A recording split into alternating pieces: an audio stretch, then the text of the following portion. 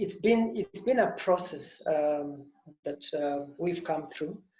There are many changes happening in the sector. We've recently, I think, seen some of this. Because of the COVID, we've seen how the food systems have really changed. We've seen how we've been having deliveries now being done mainly from food outlets using digital technologies. So things like those are happening, and you know, even transportation of elements. Let me say just broadly, we've been affected. Climate change, droughts, we've seen how floods, and we are told that you know, things are going to get worse as we go forward. We have all these predictions coming in, and the questions emerge. Are our graduates, for example, who are coming from our colleges, going to be able to work with farmers to co-create solutions that are suitable for them? We have questions emerging, like we have technologies, we have drones, we have apps being used to organize agricultural markets, climate information, or advancing credit to the farmers. You know, things like those are happening. Are we going to see more of those in the future? And if that is the case, are we preparing our systems to, you know, adjust to this kind of happenings?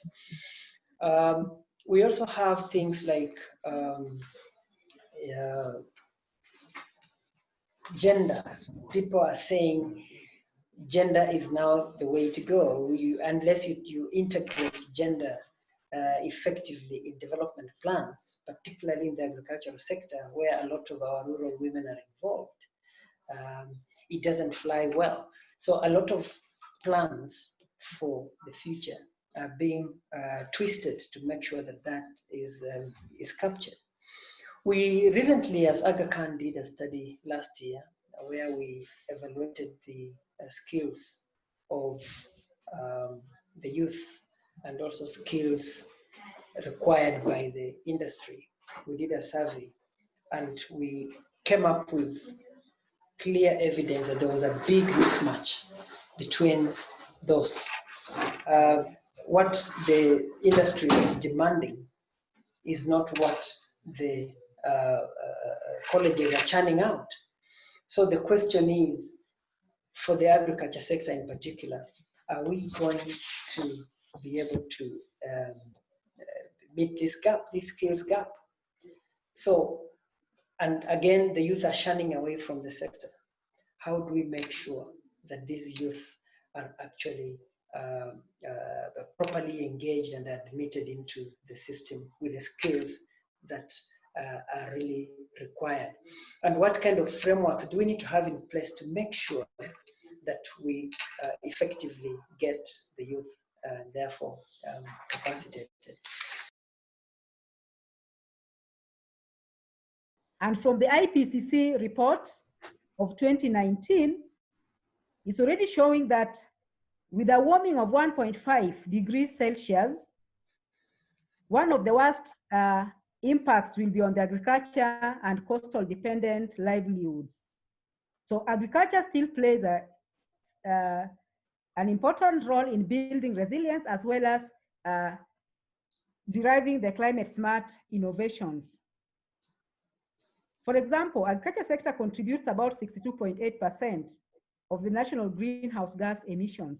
So this means that agriculture also will be part of the solution to addressing climate change. So as much as we focus, adaptation is our key driving or the key priority, the core benefits that comes with adaptation and mitigation also is very critical for the sector to move on a low carbon development pathway. So this means that there will be need to strengthen the ability of the agricultural TVET graduates to understand climate science and be able to interpret that information and offer advisories across the value chain, including helping farmers to develop climate smart solutions.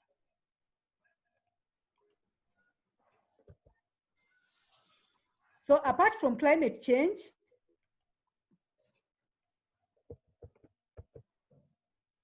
there's also the aspect of gender, which is very critical. Women are the key producers in agricultural sector. And just taking by an example of the labor force, they contribute about 42 to 65%. But the issues of gender are not still well articulated in our agricultural curriculum. We know that women also, they are the key they are the key producers, yet they have limited access to production resources. There are issues of land tenure, depending on the sociocultural setting. They also have challenges with access to credit, input, and even skills, including gender-responsive technologies and innovations that are very critical to drive the agriculture sector. So it means that gender has to be integrated within the curriculum to be able to respond to the different needs across gender. There are also new emerging areas like information, communication, and technology. And those who are in the agriculture sector, you can bear me witness that there is increased use of digital platforms. For example, we have the iCow, we have the M-Shamba, we have the M-Farm, and many other digital platforms like use of technology like drones. And this is very, very critical because it's going to remain central to the agriculture sector in terms of access to information, access to input, and access to finances. So ICT is critical and central and enhances efficiency and effectiveness.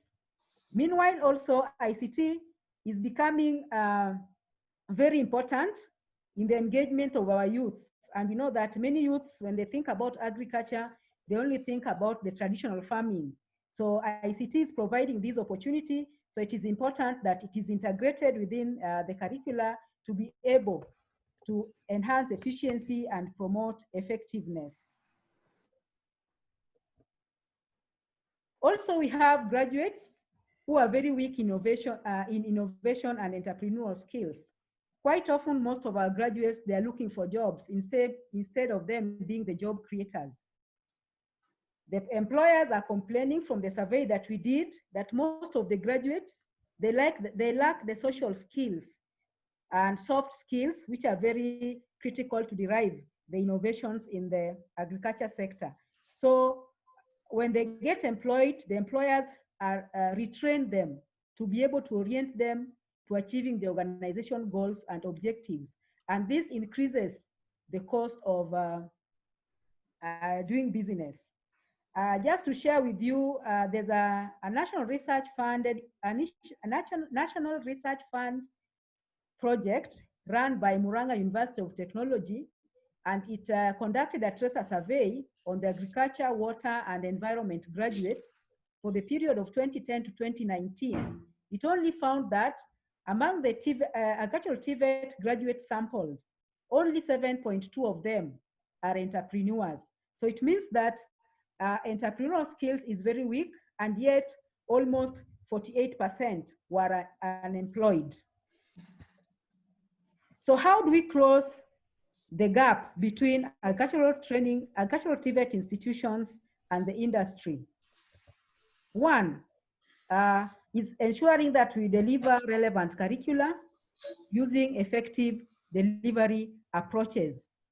The curricula should be transdisciplinary and also dynamic and very flexible to address the real society needs.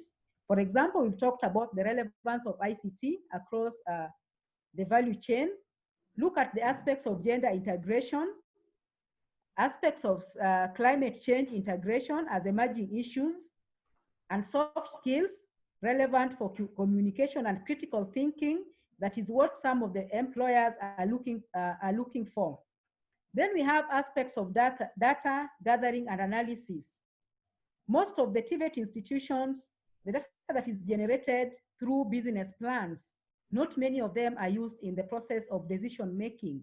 So if this can be done in a systematic way, then they can also help in providing baseline information that can be used to support decisions within the sector. For example, production trends have information about the farmers, the land size, the tenure, access to input, fertilizer, and seeds. And then enhance the entrepreneurial skills of the TVET students by ensuring that they are able to participate across the value chain and able to generate business ideas that can also generate them income. And this can be reinforced through having compulsory projects that are linked to business opportunities so that by the time they graduate, they're already having business ideas being implemented. Similarly, there is critical to have continuous reskilling and retooling of the lecturers or the tutors through upgrading their skills. And this is one area that the Kenya School of Agriculture can continuously also play an important role. Also strengthening the practical training programs for agri-food systems for all the practitioners. And here basically deals with developing partnerships with relevant both private sector and the public sector to try to promote incubation hubs where the students, the industry based on their needs and the academia are able to pair up and able to work together to solve a real societal problem. Also strengthening collaborative research that can promote co-creation of innovative market demanded products like seeds, animal breeds, technology, or any other value added product. Also in terms of experiential programs, including short courses in agribusiness, in entrepreneurship. So basically the short courses are just to reskill the already professionals in the field to be able to strengthen their delivery on different areas of the agriculture sector or the different areas of the value chain. So we've talked about the partnership, which is very, very critical because we are looking at where we are going to have all partners involved because of the role they'll be playing across the value chain. Like we'll be having the private sector that will be driving the innovations. And then we have the education institutions so that they respond to the need of the private sector so that once the graduates come out of the colleges, then they are able to fully support the private sector and the industry. And this has to be done at across national level, regionally and internationally, because we know that as we speak, Kenya also is a party to many regional and international commitments. For example, if you generate the required data, then we are able to calculate even indicators that are required for Malabo reporting, and also African Agenda 2063, just to mention a few, including the Sustainable Development Goals. Among the tertiary institutions through joint collaborative research projects that is the strength and the nature of the different sectors, because we know that agriculture cannot exist. It's linked up to water,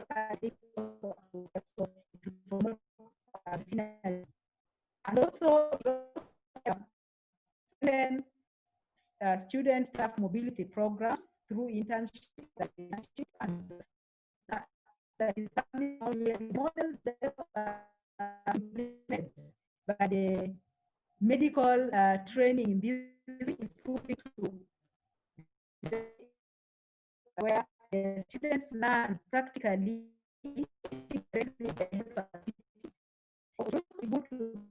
how agriculture students can also train themselves through practical orientation. They finish their training able to relate with the entire value chain within the agriculture sector.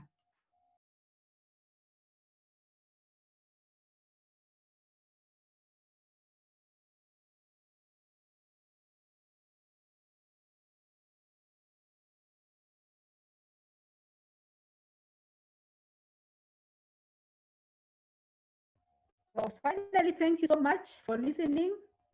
I'll be more than happy to welcome questions and suggestions. Thank you, Dorothy, for your presentation. Although we had a few challenges towards the end, it was coming out broken. Professor, are you able to hear us now? Yes, I'm able to hear you. Okay, now, before we ask you to speak, let me just, I know you missed the earlier introduction.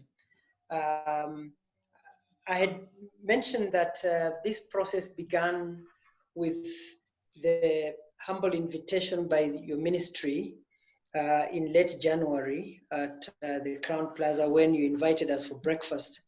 The group which we refer to Agnes, the African Group of Negotiators Expert Support, which is a group of experts in key institutions including ILRI, CIAT, WWF, ACTS, CICA,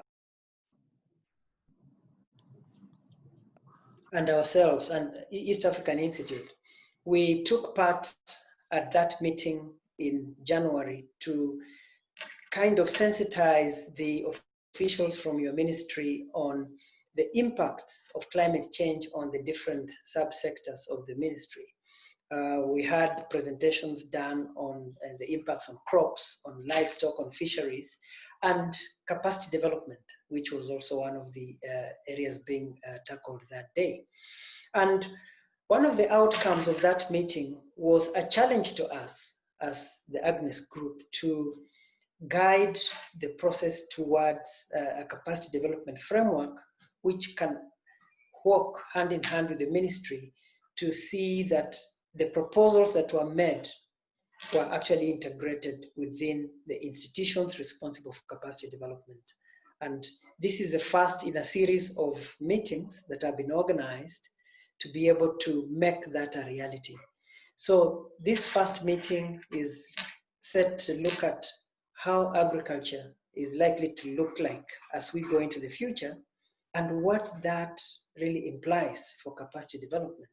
And capacity development, we're looking at it both the training, formal training through the training institutions, and also the in-service element for the officers who are already engaged out there in the field.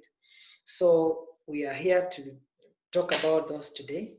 So I would be happy to hear your views on what you think about the future of agriculture and food systems. What are the drivers of some of the changes that we are likely to see going forward? And therefore, what do those imply for capacity development? Thank you, Prof. Welcome.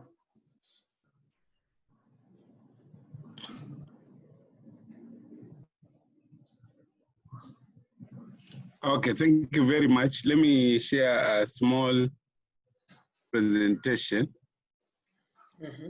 just to talk about agricultural transformation as we see it in the ministry.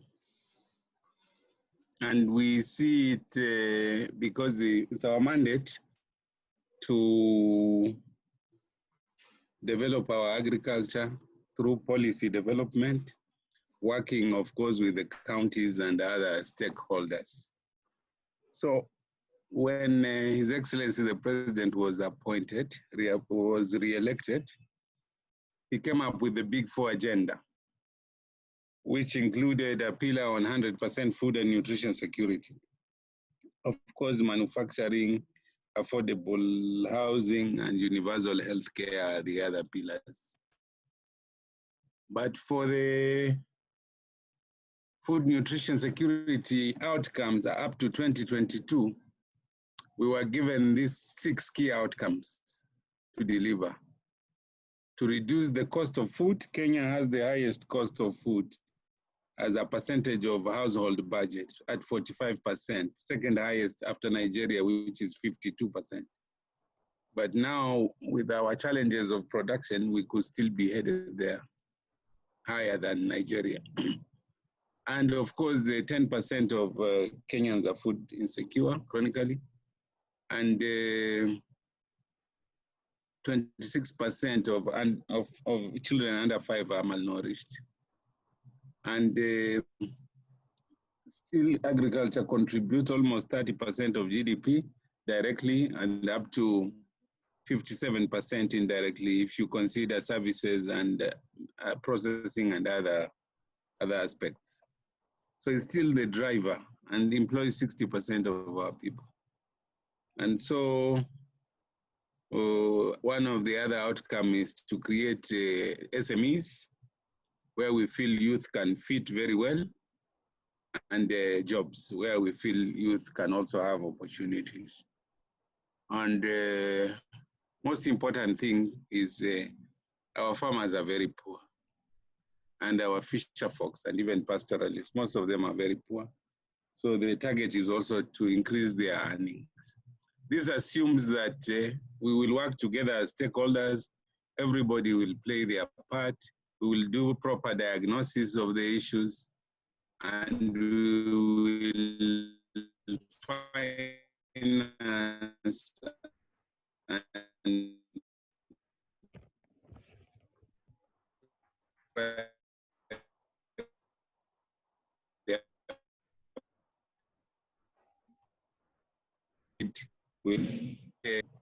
and I'm using the phone for data. So I think the ministry came up with this strategy. It has 9 pillars. And we feel the conversation about the future of agriculture in Africa, anywhere in Africa, must have these 9 pillars. These 9 pillars are aligned to CADEP. These 9 pillars are aligned to the Big Four. And these pillars are the strategies that we intend, even with the COVID situation, to use to go into the future. The pillars are divided into anchors and enablers. Anchors are at the top here, and the enablers are at the bottom here.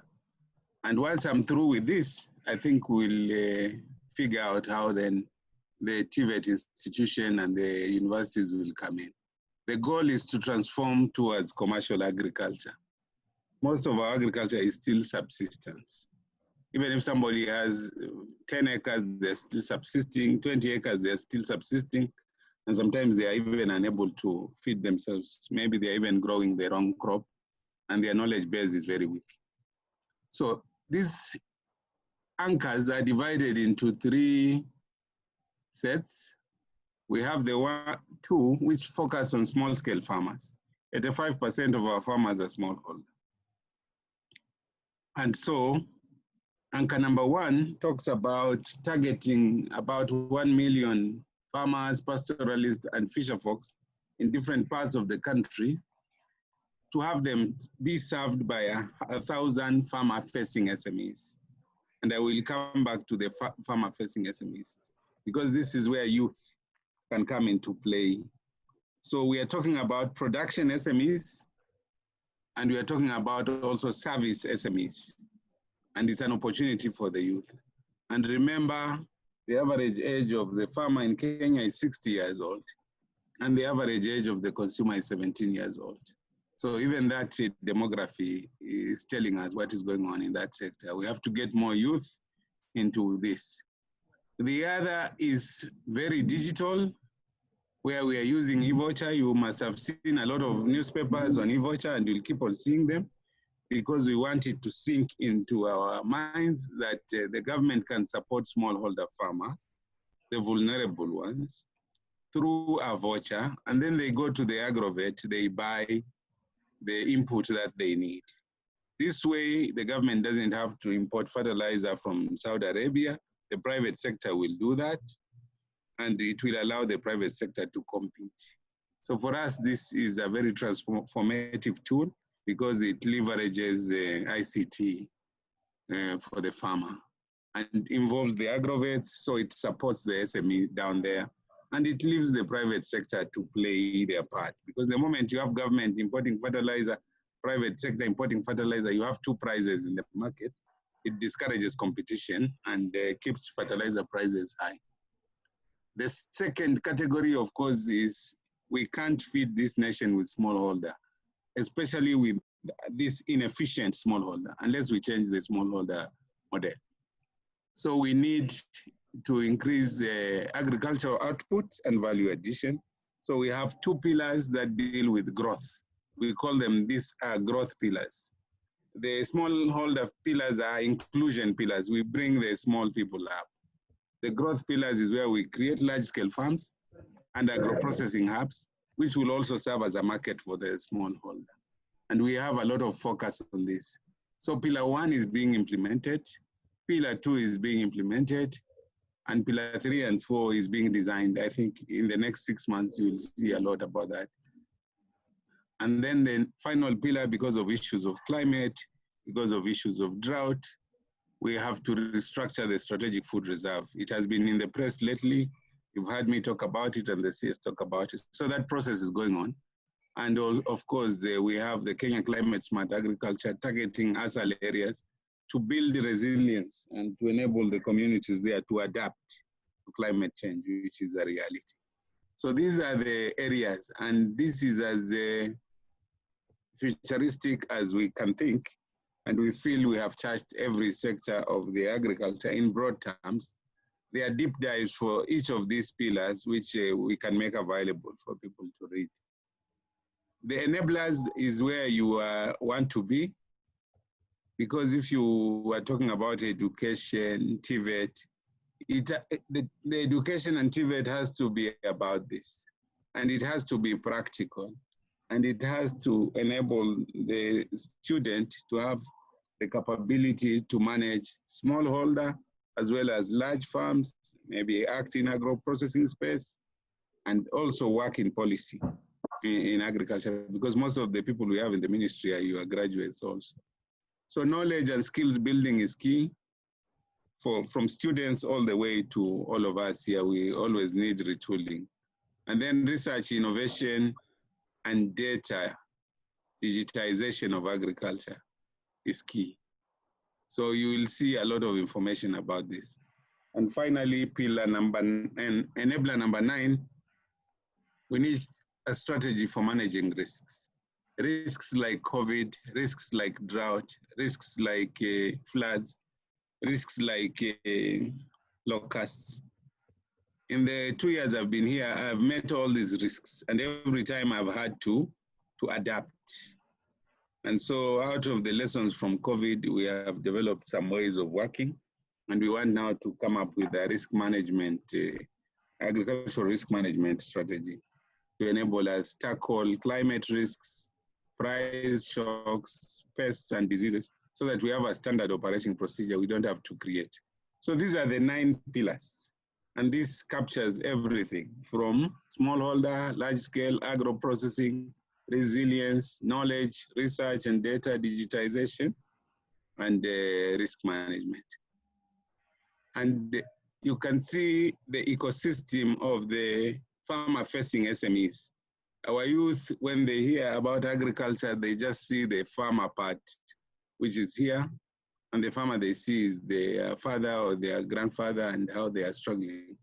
But there is a whole ecosystem of services and opportunities for young people, which we need to, as we educate them, let's them see these opportunities, because agriculture is very big in this country and it's very big in the world. Right now, it's the only industry that is still active. So in the COVID environment, when it came, we created a food security war room to monitor some of these things, because whatever happens, agriculture is about ensuring availability, accessibility, and affordability of food. In this case, we also said water, because we are dealing with the 2 items, food and water. And so when we did the food security war room for the COVID, we were determined to make sure that agriculture is an essential service, more essential than health. I think you can die faster from lack of food than from COVID. So we said, even if there's COVID, let us make sure that food is available. Even the doctor, the policeman needs food. So we had these 9 interventions to limit disruption of food supply. And so we made sure that farmers were farming, input suppliers were supplying, processors were processing, distributors were distributing, and the markets remained open. And we developed guidelines to make sure that this was so, and we communicated. And one of the issues, number 7, was looking at locusts, because at that time we were at the peak of the locust invasion, where we leveraged a lot of technology to manage the locusts. But going into the future, we have a digital agriculture strategy for the ministry. It has these 7 use cases. Use case number 1 is using the e-voucher for incentives to farmers. Use case number 2 is extension, e-extension. We have an e-extension plus SMS service, 4030. If you SMS the word farm to 4030, it will interact with you. And we are developing another one with Microsoft, a chatbot, which you can actually chat with, not just the SMS service, which is for these phones, which are normal phones. And then we have a digital food balance sheet. It's a struggle to get cultural change because people are used to hard copy things. But the digital food balance sheet has a dashboard which should show us at any given time when the stocks are being updated. And this would guide the strategic food reserve, for example, when to buy, when not to buy. Will we have enough stock in 3 months? And then we have also a price monitoring system. We have just developed an app during this time of COVID, and we are trying to make sure that all the counties use this app to report prices from the markets so that we can track that on real time. We are partnering very well with Microsoft on MOU to train our people on these digital tools, and Microsoft Power BI, which is for business intelligence. And then, of course, we are discussing with the other technology partners like Atlas AI, RCA, RMD at Kasarani, to use satellite capabilities for land optimization, and so that we know, is this land suitable for this? We used this during the locust fight. The satellite images from NASA would tell us whether the soil is moist enough, it's sandy enough for the locusts to lay their eggs, so that when we're looking for where the eggs are, we don't look everywhere because we don't have resources for that, but we can look more precisely. And then, of course, the ministry is leveraging digital tools for monitoring and evaluation. And all this needs to be organized in such a way that stakeholders can share information and mine information within the law. So agriculture is an interesting space. It will continue to be an interesting space. I think one of the biggest surprises that I came from when I came here and tried to understand, because I'm a biologist, I'm not an agriculture person, I'm a microbiologist. So I started talking to farmers, started talking to practitioners, and what I realized, the things that our farmers need to succeed are not very complicated things. They are very simple things. I had to get this lesson in Timau, where I went to visit AgVenture, which is a large-scale farmers. And they had suffered crop losses until they got some advice from Australia, who are used to farming under very stressful condition. They came and said, Kenya can feed itself on 300 millimeters of rain. You don't need big irrigation schemes. And I was shocked because the government was going in the other direction of dams. And here was somebody telling me, we can feed ourselves on 300 millimeters of rain. That would turn the whole of the Asal area into a bread basket. And so what are they doing for them to be able to to grow 2 seasons of wheat in Timau on 300 millimeters of rain. Very basic. They do zero-till. I think the universities really need to come out and champion zero-till and say the disc plow should be put in the museum so that people embrace zero-till, because the disc plow is responsible for the hard pan, responsible for soil erosion, responsible for loss of organic matter in the soil and loss of soil fertility. So they do zero-till. And then he said the other thing they do is they do crop rotation. This is textbook stuff. And he said if they do crop rotation on 5 crops, they make sure that the next time they plant that plot with the same crop is 5 years down the line. If there was any disease, it would be gone. This way they keep soil health. And then they said they use genetics. You have to have the right genetics for the particular place.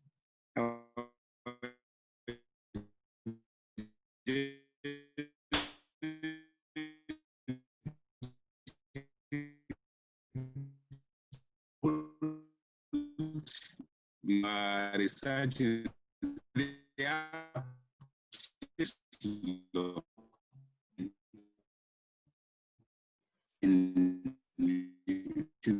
We are losing you a little bit.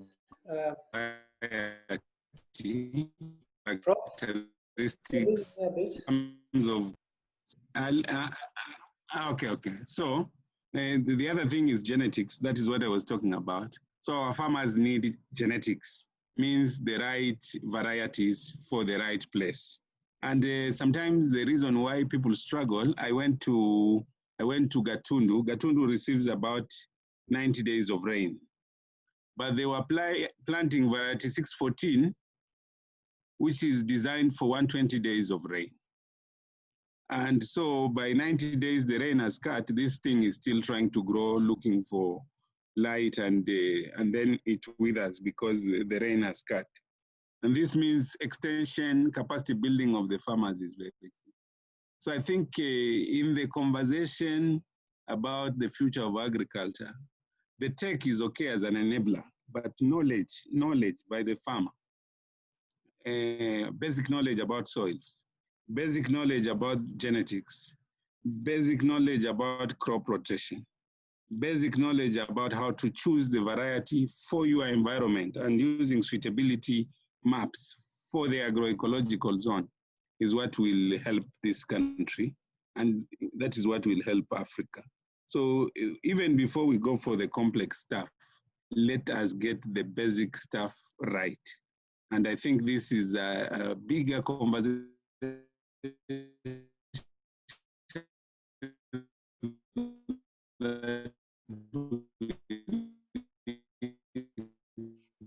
We lost you again. We lost you again, Prof. Okay, so if we can retain water in the soil and retain the organic matter in the soil by crop rotation and zero-till and use the right genetics, we can feed ourselves and power the rest of the industry using the agricultural produce. So let me stop there and yeah, let me stop there. Thank you very much. Thank you very much, Prof. That was quite a captivating presentation. Just coming on the heels of Dorothy's presentation. Dorothy, thank you very much also for yours, which we really rushed you, we ambushed you to allow technology to be sorted. I just want to encourage the audience to keep sending in their questions on the use the Q&A slot or the chat or the emails, and send your questions in for Prof and Dorothy. So, Professor, you've really articulated the ministry's effort so far in implementing the ASTGS, and your experience so far in just interacting with the farmers and the lessons that you're learning. And, for example, what you just said last, that what we need is to get the farmer to be able to understand the elements of the soils, the rotation elements, choosing the right crops, zero-till, and so on. This information and the skills, how do they get to this farmer? And my question is, therefore, is the role of extension still relevant as we know it? Because we've not seen extension officers, in the numbers that we expect them to be. What's your reaction to that? And is that in line with the future? Shall we still need these extension officers and the model going into the future? What I believe is that the government extension worker might not be the kind of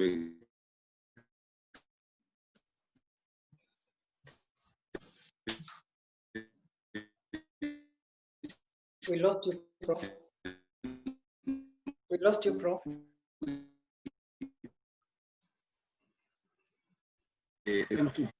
Interfering with the conversation.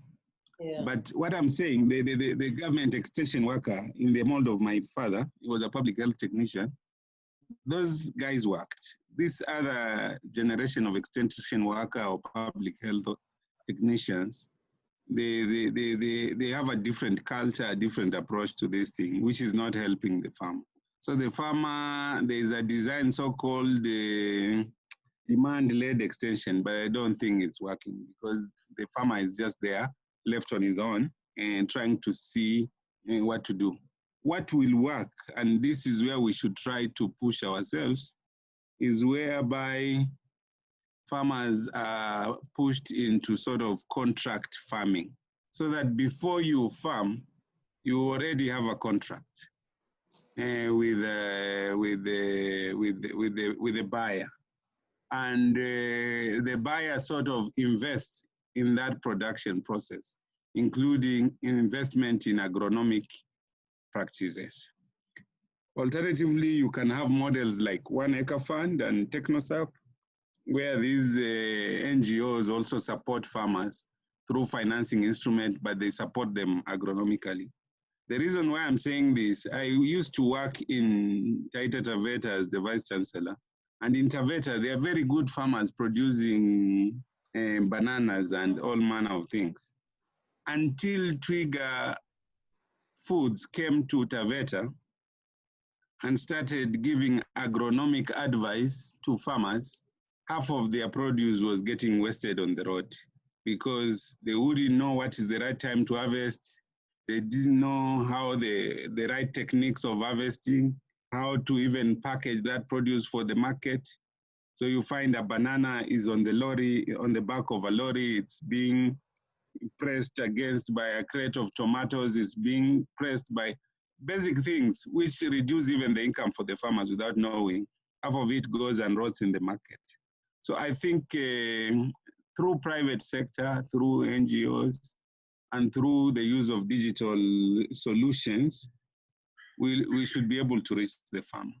But I think the key thing here is this farmer does not have to be, there are some who can learn quickly, but I think we have to get the graduates of these TVETs and the graduates of BSc Agriculture from the university or any other degree, those who can assimilate this knowledge from different sources and put them into farming.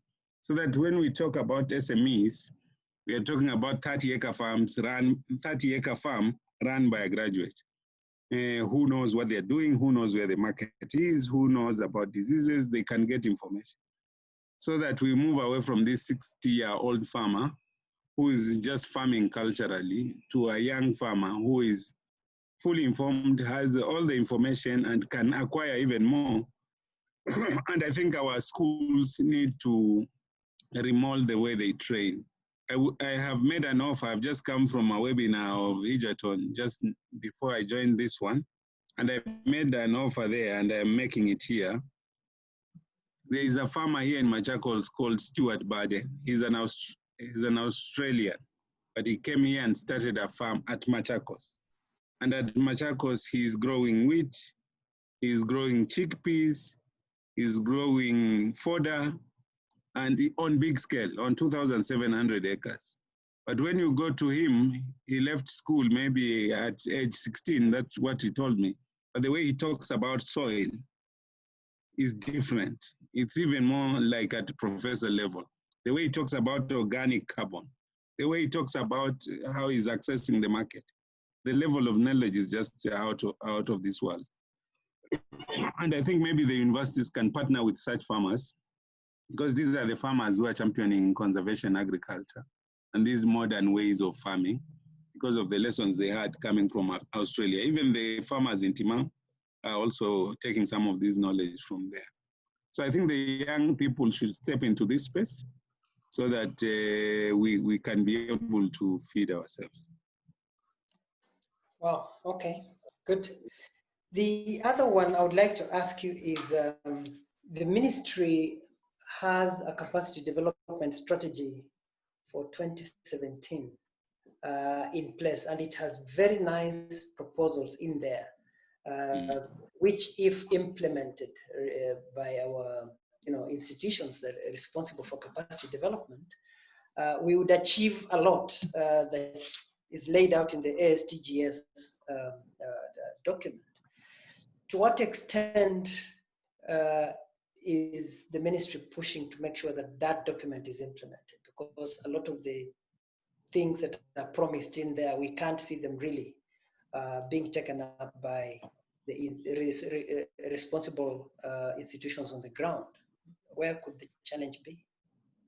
The SDGs is a guiding document, and the ministry is a policy-making place. They are very creative people who come to the ministry with ideas about which part of the strategy they want to participate. And we support that, because then we know our document is alive. So there are people, including from Egerton, who have come and they are writing proposals. There are NGOs who come and leverage that and write proposals to go and do capacity building. We have MOUs with some of the universities. We use them internally for some of the consultancies. But on this capacity building part, we have discussed with Agra so that we can unpack that and see how we take it to the ground. You remember, the strategy is just 1 year old. We launched it, it has not even finished 1 year. We launched it in October 2019. So it's 2019, 2030. But I feel comfortable because we have touched on almost every one of the 9 pillars.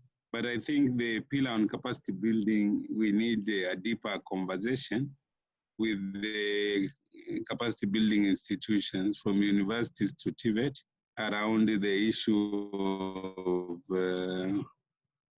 what the learning outcomes should be for students in the agriculture sector. I think that is the biggest weakness. Most farmers I meet, the big ones, they say they have not been able to get a graduate who can manage a farm from day one. So that means they come out, they have the theories, but the practicality of planning the farm and managing it. And I think this is a space that has a lot of demand, because even as we want to open the large scale farms and the medium scale farms, the skill set required to manage that, we need to develop it in these institutions. And the ministry is ready to work with the universities and the TVET institution, even in fundraising, even in designing, so that we can get the right mix of skills for the graduates. Okay. I'll go straight to questions from the audience. I've got the first question for you here from an anonymous attendee, which says, what can be done with the already existing young professionals in agribusiness, but who are unable to earn through entrepreneurship in one way or another, yet they have skills? Yeah, I think the thinking that I had and that we have discussed, but we need to actualize it, is we need to give them the 30-acre farms. We give them the 30-acre farms, we train them for 6 months and source financing for them, and then start them off. That is the way we will professionalize agriculture. Because now you will have people who have some skills, which has been enhanced. They have the land and they have the financing. Because we have a strategy called the Youth in Agribusiness Strategy. And it says the youth is not able to go into agriculture because they don't have land, they lack financing, they lack skills. So these are the three items that we need to, and it's doable. The land is there. Galana Kulalu has 2 million acres. So all I have to do is persuade people that let's divide Galana Kulalu into some large farms and around them put young people who are being turned into agripreneurs. But before that, we train them. In the ministry, we have also a program with the government of Israel to train 100 young people in Israel for 1 year, every year. Right now, they are stuck there. They were supposed to come this month, but they have extended because of COVID. So such kind of program. But when they come, we don't leave them to disappear into the masses. Instead, we nurture them, and we are in discussions with the government of Israel to have these 3 centers of excellence where when they come, they land there, and then we organize financing from the private sector, of course, and give them these farms. We still have a lot of land. And even what looks like Asal, that is where this farmer, Stuart Baden, is making millions, if not billions, on the same land that we thought was wasteland. Okay, somebody else is asking here, this is Octavia, is asking that with regard to the use of digital platforms, has the ministry considered the use of social media platforms such as Facebook? What else is here? Yeah, to acquire the Facebook, WhatsApp, and it's hard to read here. It keeps on. But okay. The bottom line is the ministry considering such. Yeah, we have the digital strategy, and the digital strategy means you use the most appropriate digital tool for the task that you want to do. Our role is mainly policy, data, capacity building, research. And so we have this big idea about a digital platform called the Kenya Agricultural Information Management System, KIAMIS, which we are about to start with FAO. But we hope in that we'll have the farmers register, and we will have a research institution dock into this platform, and we will have financial institution, we'll have other service provider dock and interact at that level. From there, because the information is available, those who want to develop solutions, apps, the data will be available to them on agreed terms. But you know, we are at the policy level, production, extension, it's at the county level, and we have to carry them along. But also there are a lot of private people and also NGOs with a lot of information they want to share. Kenya has 25% of the digital applications in Africa that are related to agriculture. And when we did our digitization strategy, we came across about 125 applications. But there are those applications that are for private sector NGOs and other players, and there are those that are for government. And that is why we chose these 7 use cases here to start with. And of course, part of the problem is that most of the workers in the ministry are of my age and above. So it requires rejuvenation of the ministry from below, more young people coming in with these new ways of socializing and interacting to also bring a new culture. Sometimes when somebody is 58 years old and is about to retire, it's very hard to start a conversation about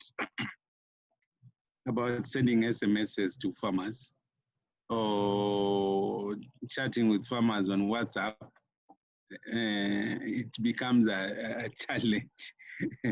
But so we are thinking we have to mix. As they retire, we get young people, enthusiastic, digital, combined with the age experience and yeah.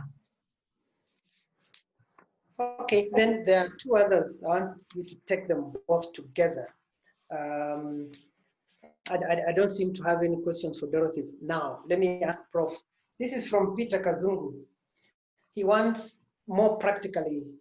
He says, thanks, Prof, for the brilliant presentation. How can we move a step forward to ensure access to finance and appropriate technology is made affordable, to enable farmers acquire the right technology, for example, to engage in zero tillage, etc. that you mentioned, precision planters and so on.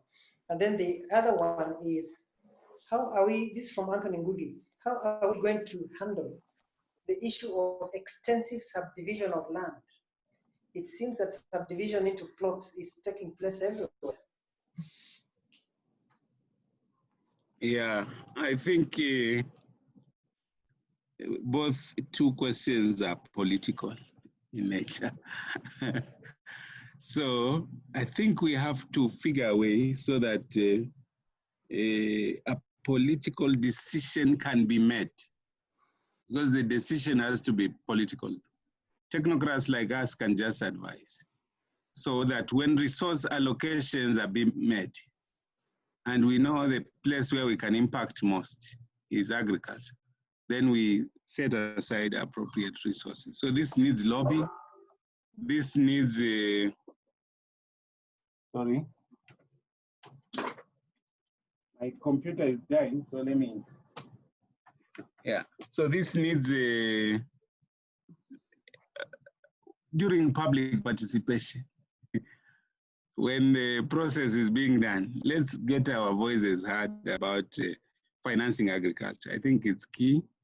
And meanwhile, in the ministry, practically, we are trying to have a conversation with AFC and Commodity Fund and the financial sector. We are planning a conversation with them, because you are right, only 3% of lending goes to agriculture. And yet agriculture is responsible for almost 34% of the GDP. So this is a political conversation, but it's also a conversation we need to have with the banks, because for the banks, it's risk. They are trying to manage risk. So as government, we have to develop tools of de-risking lending to agriculture. And that is why we have brought in like crop insurance, livestock insurance, just to mitigate some of those risks, so that everybody feels safe to invest in agriculture. Subdivision, again, it's politics. Right now, you've had the conversation about Del Monte. It's politics that is going to say, give us back our land, you get out of here. Or that we can build houses. And that is what is leading to. So if politics and policy can, and this is a conversation we're having with the Minister of Lands, with the PS, trying to tell them we need to go in the opposite direction of consolidation. But you know, in Kenya, that is very difficult, because our independence was about land. It was about land. So starting that conversation to go in the opposite direction is hard, but it's a conversation we must have. Otherwise, we'll not be able to feed ourselves. And so these two issues can be solved at the political level. But as I think we are developing the right arguments. And I think if we can get our political leaders to also buy these arguments, I think we can solve these two. Okay. Then one last one from the panelists in the interest of time. And then I'll ask you and Dorothy to wind up. Caleb Orwa is asking that thanks for the very informative presentations. What do you see as the role of big data analytics in the future of agriculture? Prof. Okay. Yeah, I think big data and the ability to analyze it is what we need in this country. And generally also in Africa and across the world. because if you are making decisions in a fast-changing environment, under stressful circumstances, and you don't have the right tools, then you'll make mistakes, and some of these mistakes can be costly. In the ministry, we have a project called the Kenya Climate Smart Agriculture Project. One of the components of this is big data. So a big data platform is at Calro. It has both agro-weather information as well as it's going to host all the other data that Calro has been collecting over the years, including also the data from the universities and other institutions and other public bodies, so that we can be able to process this data and give it meaning to support the private sector as it invests, to support the government as it makes decisions. But this is a work in progress, but we are already investing in big data. Okay. So a final one I would like to ask, maybe just to have, because Prof, you've been in academia, and now you oversee a number of institutions also that fall under your ministry. What do you think is the practical way of ensuring that their curricula remain relevant as we go? How practically can that be ensured? You know, in this era of digitization, there's a small, I don't know what to call it, but if you Google, you'll see something called "Did you know?" It was something that was done for the US just to show them how dynamic the world is. I think everybody who is in the university should look at that video. It's called "Did you know?" And every year they are producing a new one. But what it is saying, in 1932, the amount of information that was being generated in a year, right now we are generating it like in a minute. So that means the learners, the teachers, the syllabus is just a guide about the general frame of things. But learning has to be active. And learning has to be learner-driven by curiosity. So that the syllabus is just a guide about where the beacons are. But because the knowledge is becoming so obsolete so fast, that by the time you have finished your semester, there is a new thing about the same thing. So the ability to adapt and learn, and the skills to look for information wherever it be and combine it into. So it's the ability, not the content itself, because that content could change any minute. So it's the ability to process information and the skills that you bring on the table, so that you don't cling to a textbook of 1970 and hope that that is the way things are. They change very fast, and you can't have a static syllabus. Mm-hmm. Yeah. I'm really trying to resist questions, but there are two begging ones here. Dr. Richard Okesa says that there's a declining enrollment in agricultural programs. Recently, we saw when the KUCCPS, whatever those acronyms are, when they released the list of students selected, there are some courses in agribusiness in some universities which registered nobody. And others are quite low numbers. So Dr. Okesa is trying to ask, what is your view on that?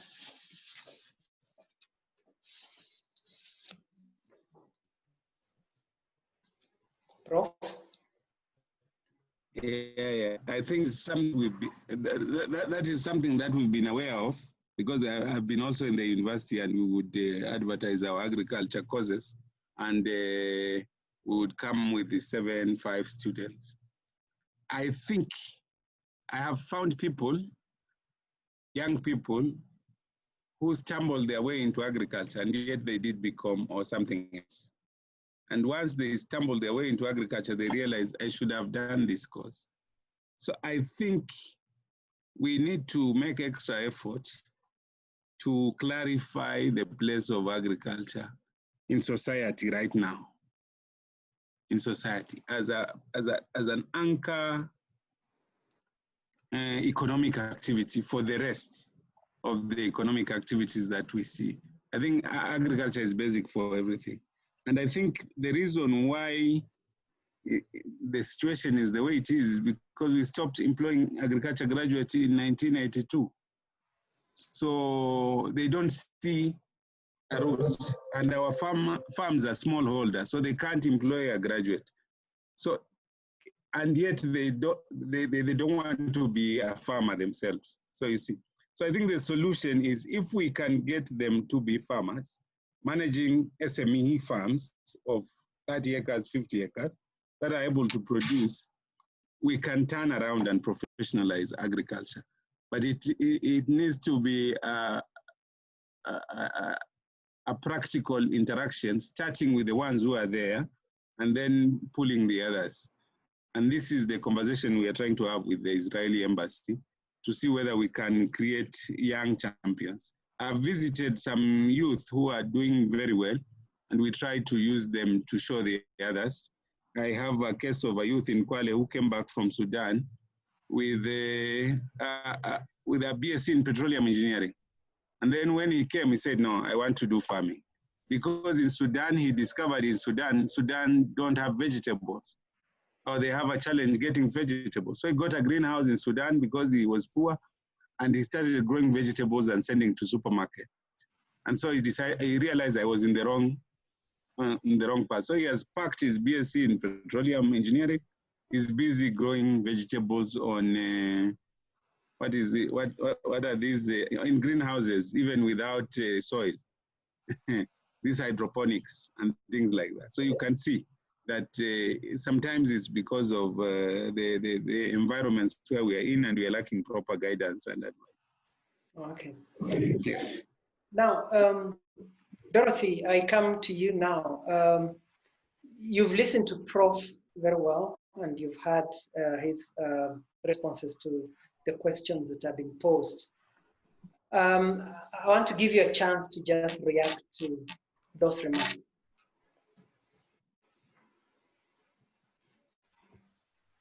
I think we are in agreement with Prof because capacity building remains central, and what he has said is complementing what had presented earlier. For example, I wasn't shocked when he gave an example of a graduate who cannot manage a farm. And remember, in the presentation, I mentioned that many employers, since the graduate already are not able to deliver, they have to retrain them so that they orient them to achieve their organizational objective and goals. And that increases the cost of training when this is something that could be done during the process of their training. Agriculture will still remain central. As our population grows, we have many people to feed. So there's no doubt about it. So the idea of putting more effort, especially to clarify the position of agriculture in the Kenyan economy, plays a key role. For example, he has just given an example of people coming from different fields. It's just because we have not nurtured our graduates to be entrepreneurs. We nurture them to be job seekers. So someone like the survey we did showed that many people are saying, oh, I've not yet gotten a job, yet they have the skills that they can do something to be job creators rather than job seekers. Training will have to remain very flexible. And one of the key things is that in the curricula, for example, in the university and even in the TVET, normally they should be able to review their curricula after every cycle.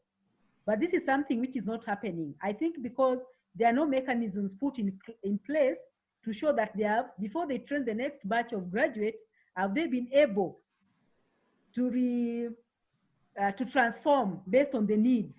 For example, you find a curriculum that was offered maybe in 2010 is still being used today. This should not be the case because we're in a dynamic society. There are many issues that are coming up. So the curriculum should allow for flexibility and that dynamism to be able to incorporate emerging issues. Strengthening the relationship between TVET. I like the agriculture sector growth and transformation strategy in its the 9 core areas. I think that is very, very critical because at the end of the day, we are working towards a common goal of improving food security, enhancing resilience of farmers. And we find, like I said earlier, in the curricula, we have a lot that focuses on building resilience and adaptation. But we have really a missing link in the mitigation. This is something that has not been incorporated in the curricula of many agricultural institutions. And we know that agriculture will still remain very key, even in terms of mitigation in terms of low carbon development pathway.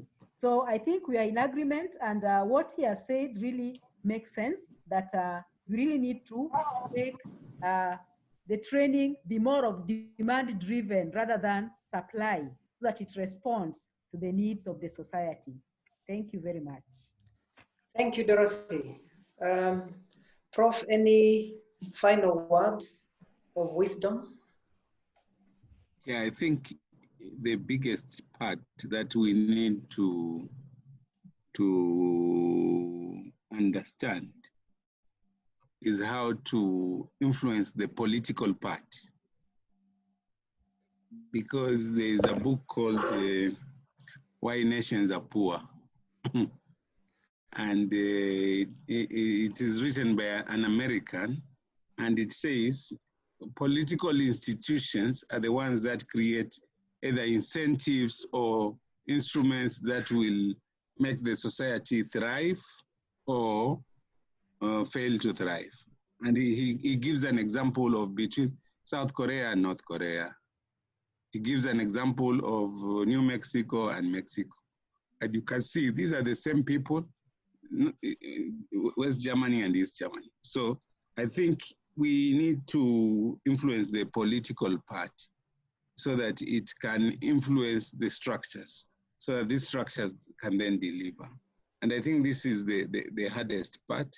I think most of the time we are reforming our political processes through the Constitution. I think it's part of the search for this kind of order that will create institutions that will bring prosperity and remove poverty. So universities, you are in the academic space, but you're also in the political space because you teach political theory. So you have to tie the agriculture to the politics, even for the graduates, so that they understand when they see certain things.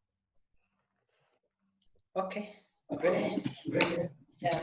I think I want to thank you very much for your time. You've had a long day in webinars. We want to give you a break. I want to thank Dorothy also for taking your time to prepare your presentation, which I hope you share with us. A number of people are asking for it. And I want to thank the participants also for joining us, all the 45 of you, taking your time to join us, making your contribution, asking your questions. Unfortunately, we can't ask all the questions because of the time, but we are going to document them, and we are going to put them on record as some of the questions that were asked and we need answers to. So we want to thank you all, and we look forward to having you again in another webinar, now meeting, or even meeting physically. Thank you very much for showing up.